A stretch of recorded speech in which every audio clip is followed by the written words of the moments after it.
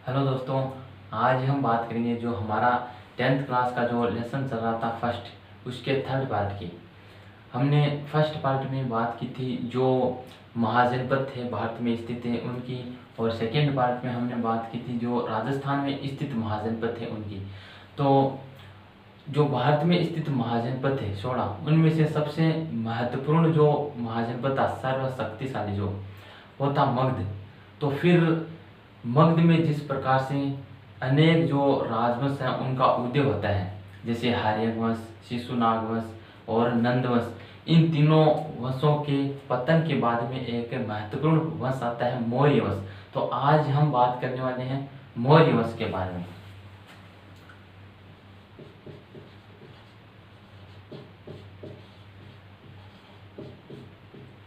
मौर्य वंश के बारे में बात करेंगे। तो पहले तो देखते हैं कि मौर्य वंश अस्तित्व में कैसे आता है।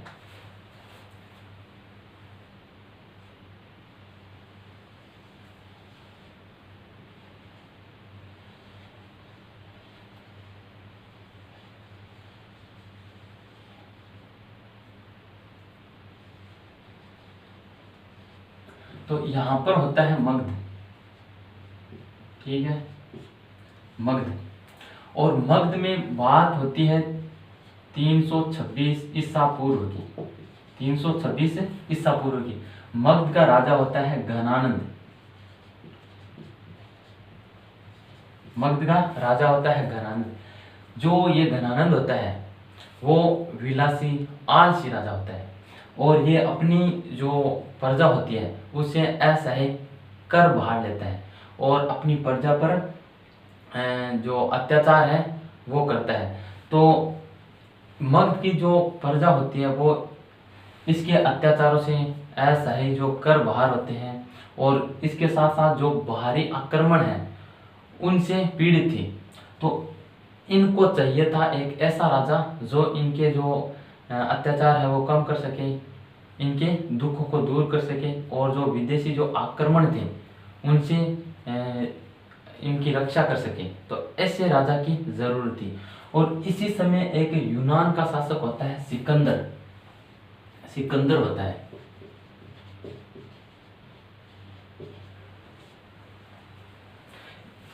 ये सिकंदर इस समय भारत पर आक्रमण करने की योजना बनाता है, और यहाँ पर तक्षशिला, तक्षशिला, ठीक है, तक्षशिला जो प्राचीन भारत में एक शिक्षा का केंद्र रह चुका है, और यहाँ पर हमारे जो भारत के छात्र पढ़ने के साथ साथ अन्य विदेशों से भी छात्र पढ़ने के लिए आते थे। तो यहाँ पर एक दूरदर्शी व्यक्ति, एक शिक्षक थे जिनका नाम था चाणक्य। चाणक्य वो यहाँ के शिक्षक थे तक्षशिला के, ठीक है। चाणक्य जिनको हम विष्णुगुप्त और कौटिल्य भी कहते हैं, ठीक है। तो इस बात का पता चलता है चाणक्य को कि यहाँ पर सिकंदर भारत पर आक्रमण करने की प्लानिंग कर रहा है। तो इनको चिंता होती है कि कहीं ये भारत को लूट कर न ले जाए।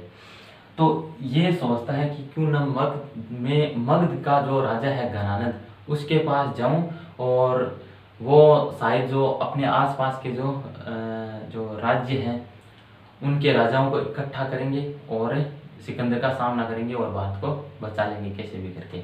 तो जो चाणक्य है वो तक्षशिला से मगध के लिए रवाना होते हैं, और मगध में आते हैं, घनानंद से मिलते हैं, और घनानंद को ये बात बताते हैं कि सिकंदर यहाँ पर आक्रमण करने वाला है, ठीक है, तो आप अपनी कमर कस लें।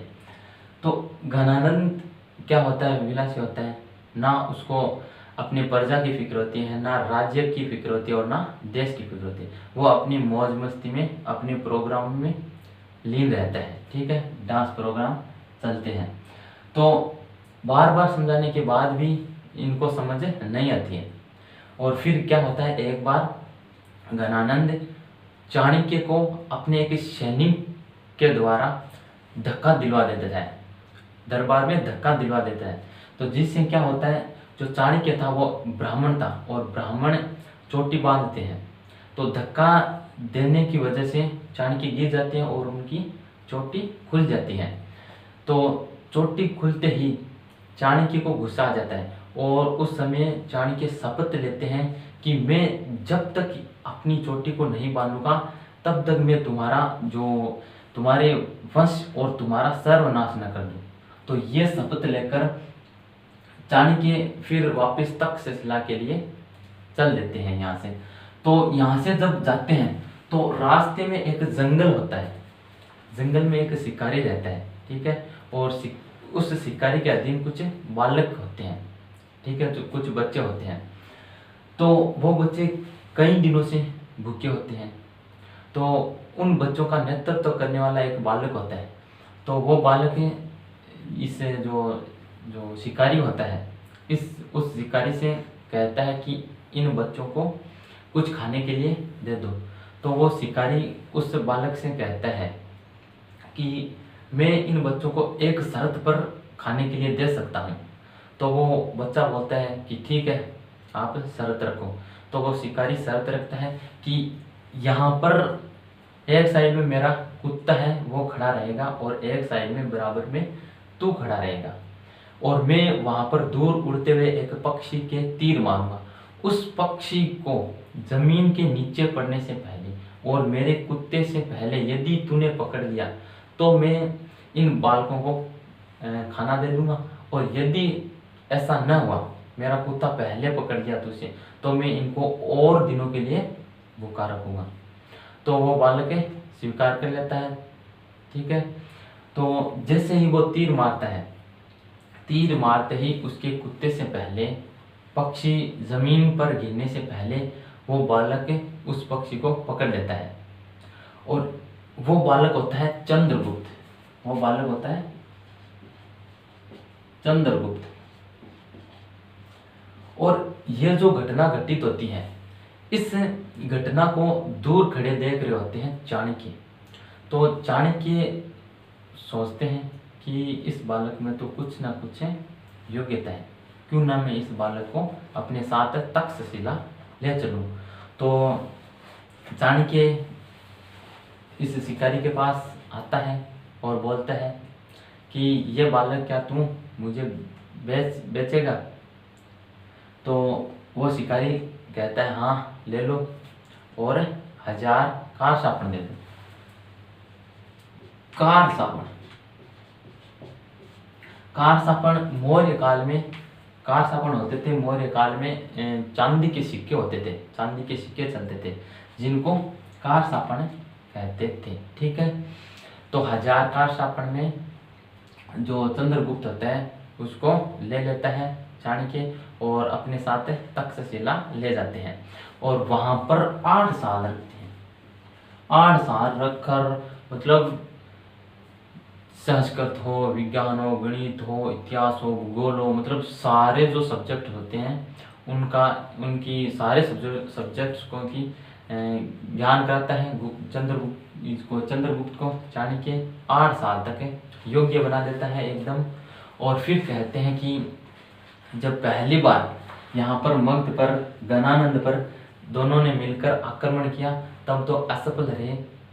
फिर दूसरी बार और अच्छी योजना के साथ आते हैं और यहाँ पर मगध को जीत लेते हैं। कब जीत लेते हैं? 322 ईसा पूर्व। 322 ईसा पूर्व में मगध पर किन का राज हो जाता है? मौर्य का।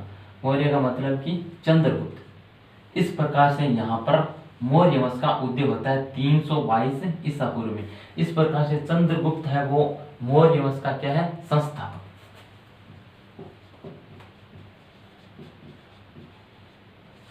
मौर्य वंश का संस्थापक चंद्रगुप्त, ठीक है। और जो मौर्य वंश का है इसका काल देखें तो 322 ईसा पूर्व से लेकर 184 ईसा पूर्व तक रहता है, ठीक है। और चंद्रगुप्त का जो कार्यकाल रहता है वो 322 ईसा पूर्व से लेकर 298 ईसा पूर्व तक रहता है, ठीक है। ये काल रहता है। तो इस प्रकार से 25 वर्ष की आयु में चंद्रगुप्त मगध का राजा बन जाता है, शासक बन जाता है। और इनको यहाँ का सम्राट भी कहते हैं, ऐतिहासिक सम्राट भी कहते हैं, मुक्तिदाता भी कहते हैं, और भारतीय स्वतंत्रता संग्राम का पहला नायक भी कहा जाता है। ठीक है, तो 25 वर्ष की आयु में 322 ईसा पूर्व में मगध का राजा बन जाता है चंद्रगुप्त, और यहाँ पर जो नंदवंश होता है उसका हो जाता है पतन। ठीक है, नंदवंश का आखिरी राजा होता है घनानंद, उसका पतन हो जाता है 322 ईसा पूर्व में, और 25 वर्ष की आयु में चंद्रगुप्त मगध का राजा बन जाता है। फिर राजा बनने के बाद में लगभग 16-17 साल बाद में, यानी बात आती है, बात होती है 305 ईसा पूर्व की, 305 ईसा पूर्व की। एक सीरिया का शासक होता है सेल्यूकस नाम, सेल्यूकस, सीरिया का शासक होता है सेल्यूकस, जिसका दूसरा नाम होता है निकेटर। ठीक है, ये 305 ईसा पूर्व में सिंधु नदी को पार करके यहाँ पर आक्रमण करने के लिए आता है। ठीक है, और यहाँ से चंद्रगुप्त तैयार हो जाता है उसका मुकाबला करने के लिए, और 303 ईसा पूर्व में, 303 ईसा पूर्व में इनके बीच में युद्ध होता है, और युद्ध में सेल्यूकस को चंद्रगुप्त हरा देते हैं। ठीक है, हरा देने के बाद में 303 ईसा पूर्व में संधि होती है इनके बीच में। संधि में क्या होता है, संधि होती है, संधि में क्या होता है देखो, संधि में चंद्रगुप्त है वो सेल्यूकस को 500 हाथी देता है। ठीक है, और सेल्यूकस है, सेल्यूकस चंद्रगुप्त को एक तो पूरी अफगानिस्तान,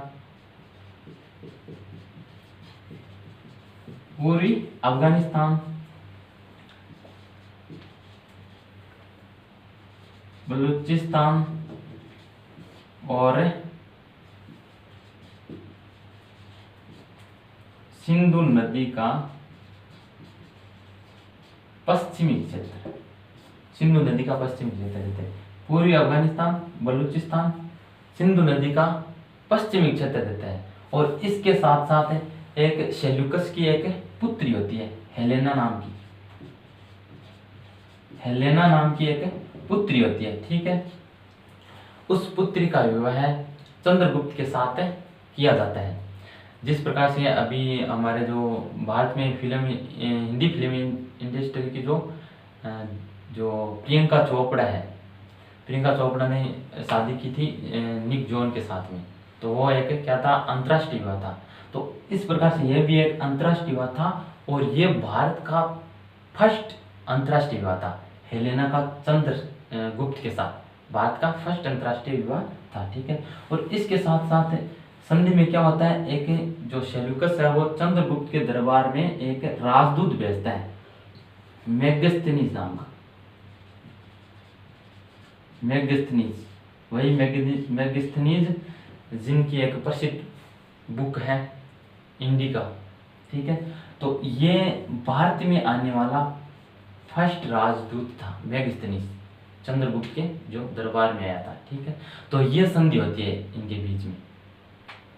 तो इस प्रकार से क्या होता है, जो चंद्रगुप्त का जो विशाल साम्राज्य है उसमें अफगानिस्तान, बलूचिस्तान, सिंधु नदी का क्षेत्र और गंगा यमुना नदी का क्षेत्र और बंगाल, बिहार, गुजरात, कश्मीर और हेरात, कंधार, ये सारे, काबुल, ये सारे इसमें शामिल होते हैं। ठीक है, और एक तमिल ग्रंथ है, तमिल ग्रंथ, एक तो है अहन्नानुरु और एक है मुर्नानुरु। अहन्नानुरु और मुर्नानुरु ये तमिल ग्रंथ है। इसके अनुसार पता चलता है कि चंद्रगुप्त ने दक्षिण भारत पर भी आक्रमण किया था। ठीक है, इसके बाद में बात आती है चंद्रगुप्त की वृद्धावस्था की। चंद्रगुप्त की वृद्धावस्था की आयु आ जाती है। फिर क्या होता है, चंद्रगुप्त का बेटा होता है, पुत्र, बिंदुसार। बिंदुसार को मगध की जो सत्ता होती है वो सौंप देता है अपने वृद्धावस्था में, और खुद जैन धर्म जो स्वीकार करके एक जैन धर्म का व्यक्ति होता है भद्रबाहु से जैन धर्म की दीक्षा लेता है, ठीक है। और 298 ईसा पूर्व में एक स्थान होता है श्रवण